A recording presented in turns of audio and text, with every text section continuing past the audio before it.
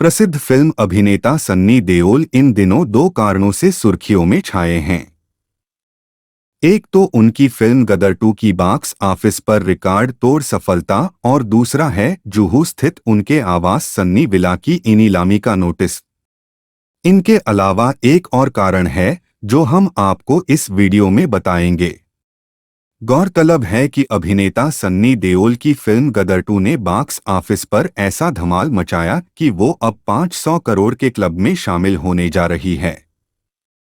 65 साल के अभिनेता सन्नी देओल के लिए ये बहुत बड़ी उपलब्धि है और उनके प्रशंसक इस खबर से खूब खुश थे। लेकिन इस बीच बैंक ऑफ बड़ौदा ने उनके जुहू स्थित बंगले की नीलामी का नोटिस जारी कर दिया। खुशियों से झूम रहे सन्नी के प्रशंसकों को इस खबर से गहरा सदमा लगा।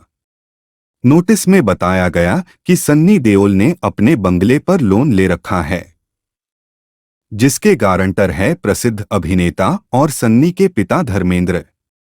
नोटिस में बताया गया कि सन्नी ने बैंक का 56 करोड़ रुपया नहीं चुकाया है, इसलिए उनके जुहू स्थित आवास को नीलाम किया जाएगा। इसको लेकर चर्चाएं और कयासबाजियां अभी जोरों पर थी। अगले ही दिन हैरत में डालने वाली एक और खबर सामने आई कि बैंक ऑफ बड़ौदा ने तकनीकी कारणों से सन्नी देओल के आवास की नीलामी का नोटिस वापस ले लिया। इसको लेकर एक बार फिर चर्चाओं का दौर शुरू हो गया कि आखिर ऐसा क्या हो गया कि बैंक ने 24 घंटे में नीलामी का नोटिस वापस ले लिया। इसको लेकर सन्नी देओल राजनेताओं के निशाने पर भी आ गए, खास तौर पर विपक्षी नेताओं के। हम आपको याद दिला दें कि सन्नी देओल पंजाब के गुरदासपुर से लोकसभा के सांसद भी हैं। इसलिए बंगले की नीलामी का नोटिस वापस लिए जाने पर कांग्रेस नेता जयराम रमेश ने उन पर तंज कसा। उन्होंने ट्वीट करते हुए कहा कि कल दोपहर को देश को पता चला कि बैंक ऑफ बड़ौदा ने बीजेपी सांसद सन्नी देओल के जुहू स्थित आवास को नीलामी के लिए रखा है, क्योंकि उन्होंने बैंक का 56 करोड़ रुपया नहीं चुकाया है। आज सुबह 24 घंटे से भी कम समय में देश को पता चला कि बैंक ऑफ बड़ौदा ने तकनीकी कारणों से नीलामी नोटिस वापस ले लिया है। आश्चर्य है कि इन तकनीकी कारणों का कारण कौन है। उन्होंने ये भी कहा कि इसका देश को पता चलना चाहिए।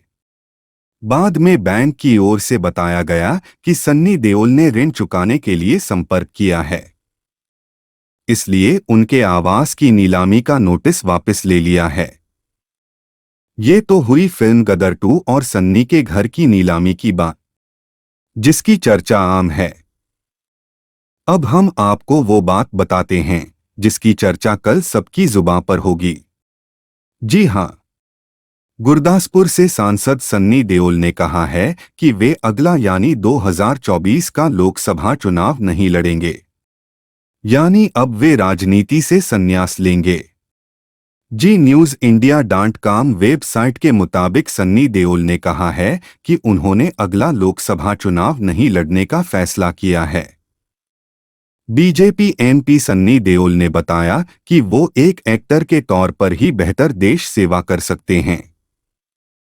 एक समय में एक ही काम बेहतर ढंग से किया जा सकता है, कई काम नहीं।